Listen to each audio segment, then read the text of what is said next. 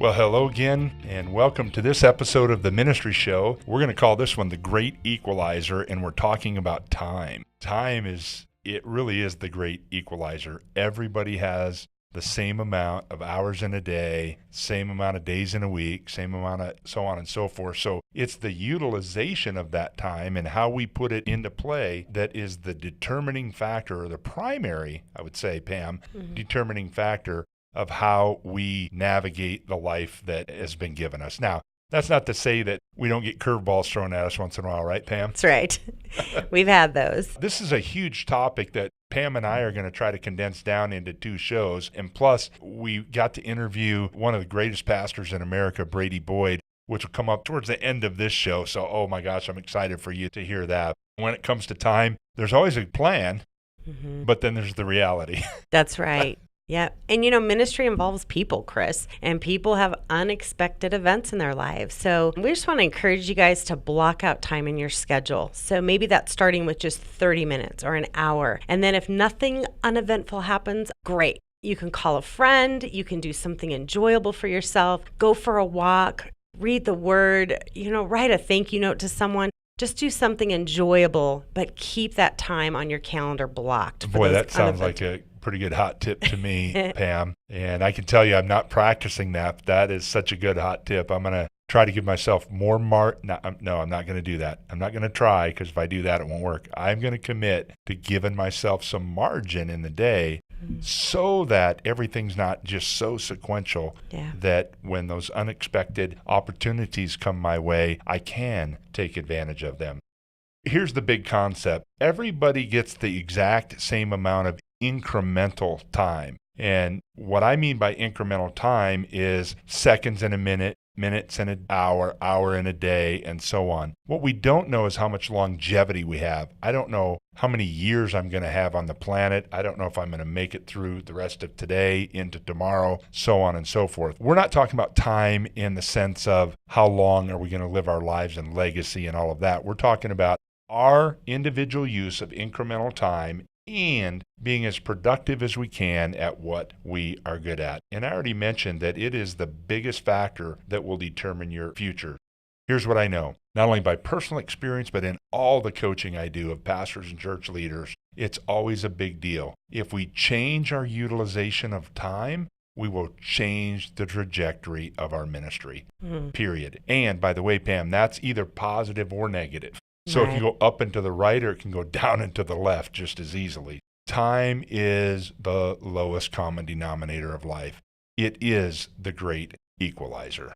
That's right. And we do need to have a plan. If we don't plan our time, other people will, and sometimes they're going to dictate.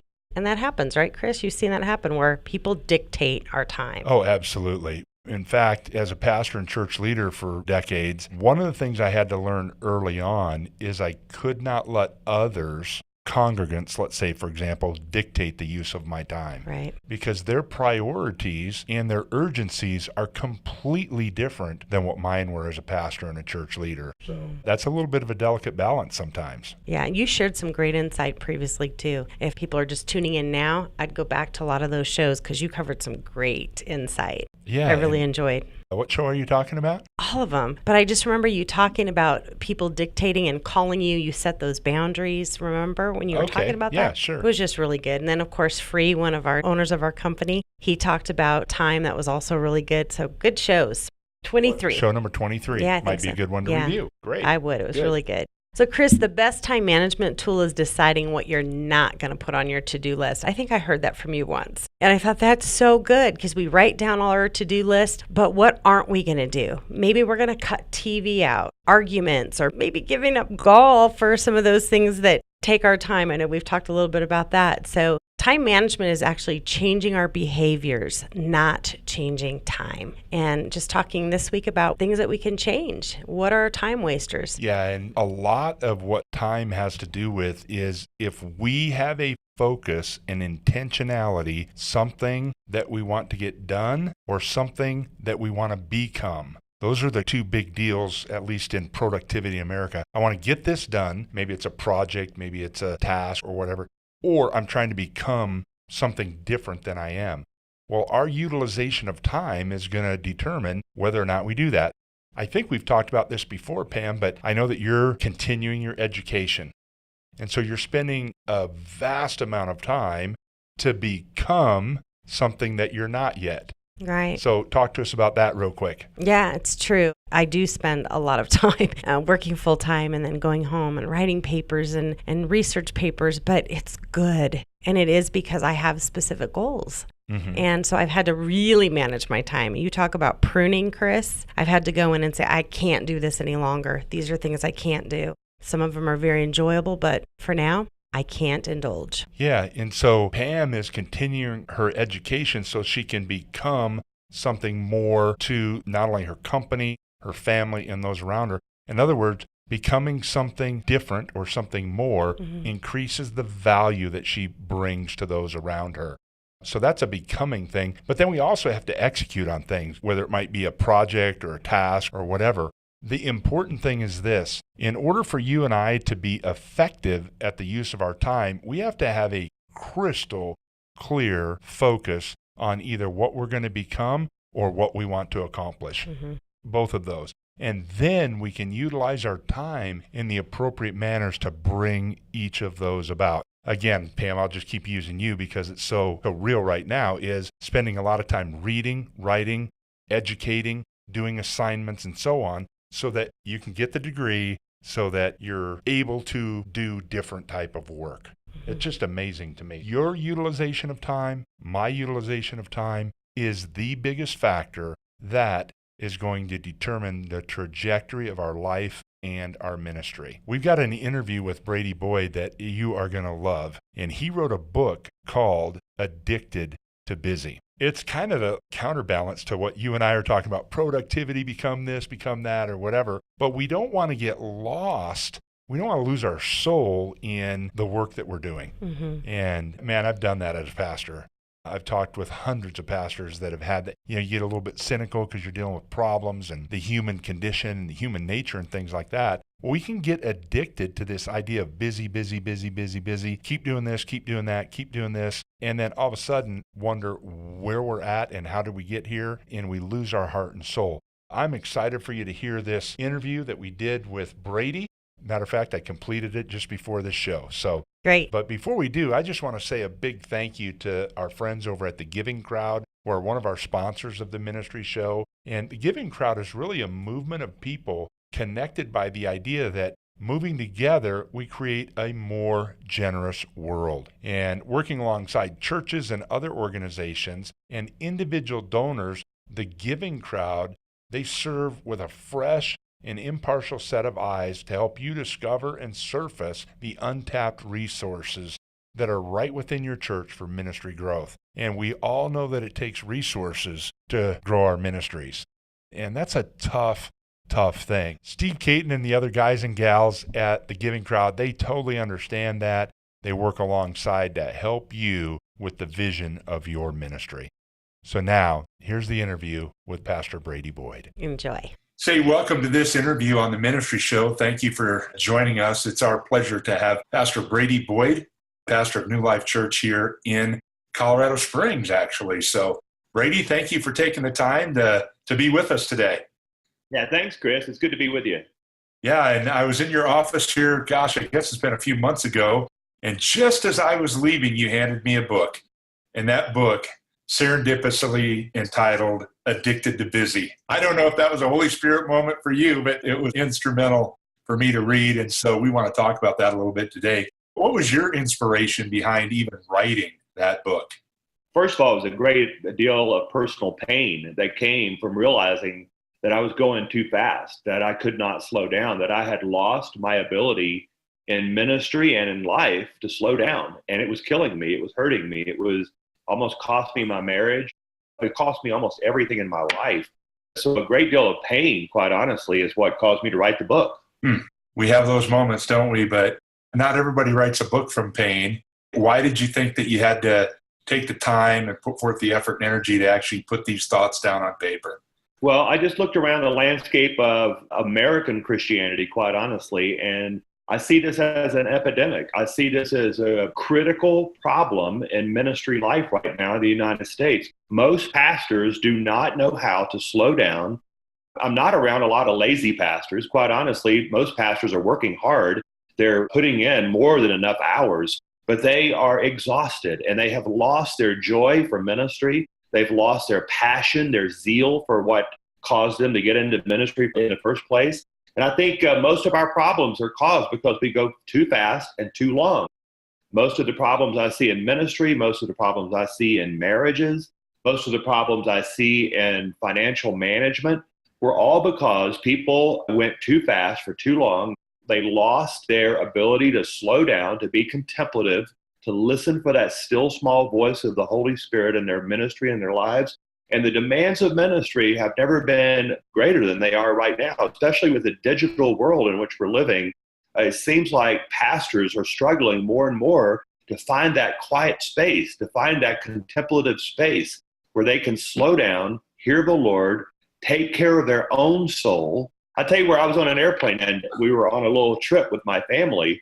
And once again, I was reminded, flight attendant came on and said, in the case of an emergency, put your own oxygen mask on first before attempting to assist others. And I think this is the key issue, Chris, with pastors, is that we have forgotten how to put our own oxygen mask on, and we wonder why we're not able to help other people. We have to take care of ourselves in order to take care of others. Wow, that's a very good, not only reminder, but very good point. And I know you use the term addicted on purpose. How can I know if I'm addicted to busy? What are some of the telltale signs that you noticed in yourself, as you described earlier, or that you see in other pastors that are, wow, if this is happening in my life, I might want to take a good hard look? Yeah, I would just try to sit still and be quiet for 10 minutes and see how hard it is without looking at a digital screen. Just focus on the Lord. Try to do it for 10 minutes. You know, we've all dealt with, as pastors and ministry leaders, we've tried to help people that had alcohol problems or drug problems. And one of the telltale signs of addiction is they can't live their life without it. They have built their life around a dependence on something like alcohol or drugs or whatever it is, pornography. So in our case, busyness has become an illness of our spirit where we simply cannot sit still. So what I tell people is get to your office real early one day or go out somewhere and sit still for 10 minutes without talking, without looking at a digital screen, and just listen for the Lord's voice in your life and try to do it for 10 minutes. And it is insanely difficult for most of us to sit still, to be reflective for 10 minutes because we have conditioned ourselves that constant activity. Here's the deal, Chris, about the root of this issue is for most pastors, if we're busy, we feel important. I mean, for example, pay attention next time when you have a conversation with another pastor and you say, hey, how's it going? What's going on with your life? What's really energizing your soul right now? They will probably go through a long list of activities, things that they're doing, because it makes us feel important. You know, if you ask someone how they're doing and they say, well, you know, for a couple of days this week, I really didn't have a lot going on. It was just joyful, just relax. I'm not that busy. No calling me. I didn't feel like I was in a big demand from anybody's time. That doesn't feel good to us. If we're busy, we feel important. Let me tell you another issue.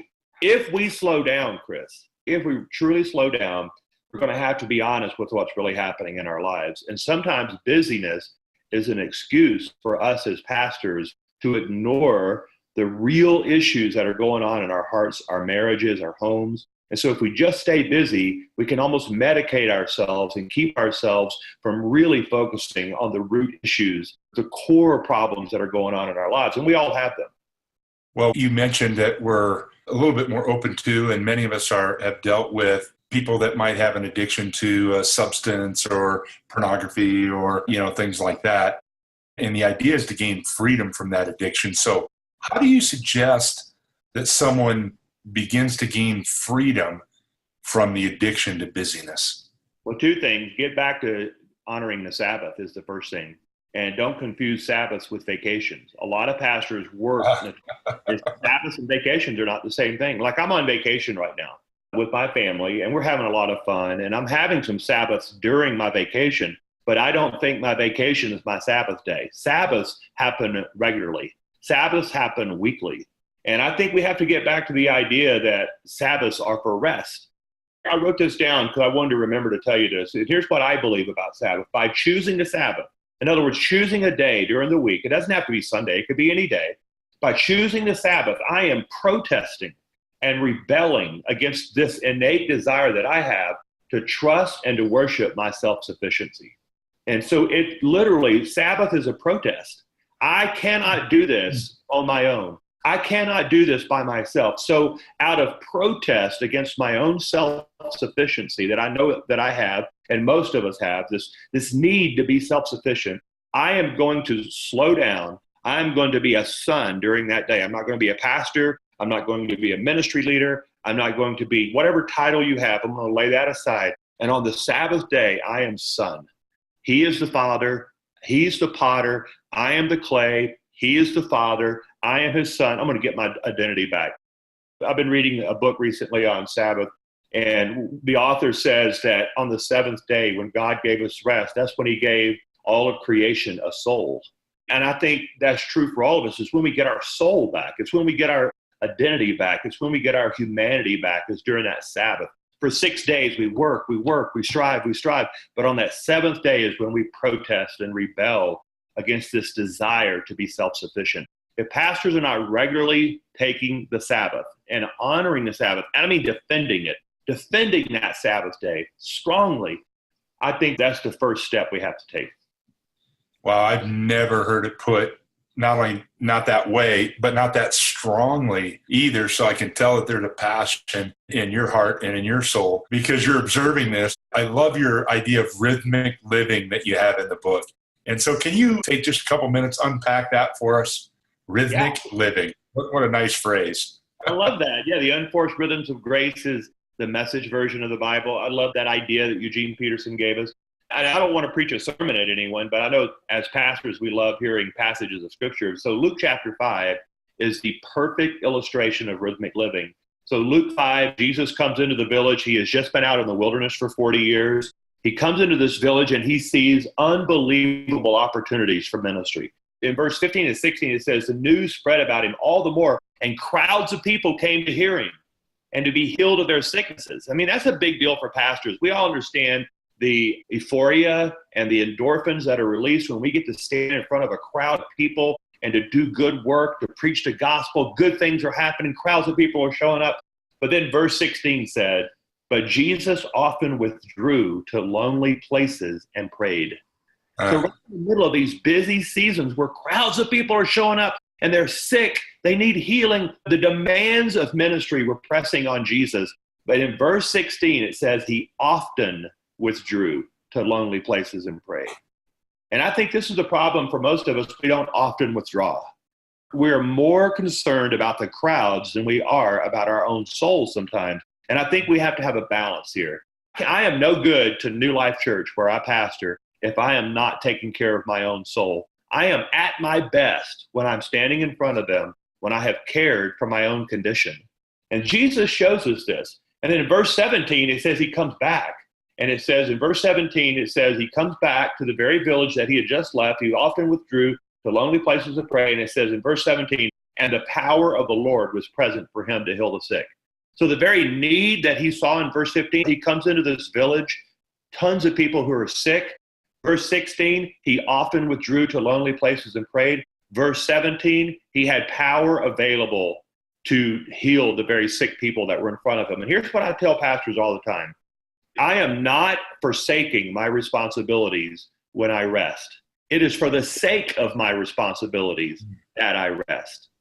And I want to say that one more time. We are not forsaking our responsibilities when we rest. It is for the sake of our churches. It is for the sake of the ministry that God's called us to that we choose to rest, so that when we're brought back into that ministry, we're working from a full cup and not an empty cup. And this is what I believe. I believe when God is present in our rest, when we withdraw to God to rest, he becomes more present in our work. He becomes more powerful in our work when we choose to rest. Yeah, I think that's really well stated. And, you know, we've been doing this series in the ministry show on some time and utilization of time and all of that. And I think you're speaking to get the most out of your time, you have to be rested, refreshed, and so on. Say, Brady, do you have any role models, or where are some, other than your book, areas that we can get some more input and information on this so that we as pastors and church leaders can become healthier so that we can breathe and help our congregants and those attending our churches become more healthy in this area as well? Well, I mentioned Eugene Peterson. I have spent some time with him at his home. I've had multiple conversations with him. He has really been truly a mentor to a lot of us at New Life about this rhythmic living. And he is the one that has helped us understand Sabbath living. My pastor, Robert Morris from Gateway Church in Dallas-Fort Worth, modeled this beautifully for me when I worked for him over a decade ago. He would take 6 weeks off every summer. And the church was growing and booming and really just dynamic. Even when the church was just doing remarkably well, he took time off. And I want to challenge pastors to take time off. I mean, extended time off. I know pastors. I just met with a pastor who told me he had never taken more than 1 week off, more than 7 days in a row off from his work. I said, that's not sustainable. It is not sustainable. And I just want to challenge pastors to take extended time off and to trust your team, to trust your church with your absence. That's well said. Well, Brady, thank you so much for taking the time to share these thoughts with us. And for those of you listening, I'd really encourage you to pick up this book. You can go to Amazon.com. It's available. It'll really help you, and it will help you help your congregation. Because if we can't have a healthy church, it's pretty likely that we're not going to do the best that we can do for the kingdom within our communities. So again, Brady, thank you so much for your time. Well, thanks so much for having me, Chris. I really enjoyed it. It was a pleasure to be with you today. Get this book, Addicted to Busy. God bless you, and we'll see you in the next episode of The Ministry Show. Well, I hope you enjoyed that interview of Brady Boyd and also the information from Pam and I on time management. And can't wait to talk to you more about time next week. And in the meantime, go ahead and check out the Build Gathering, which is coming up. Until next week, hope you have a great week. Until then, God bless.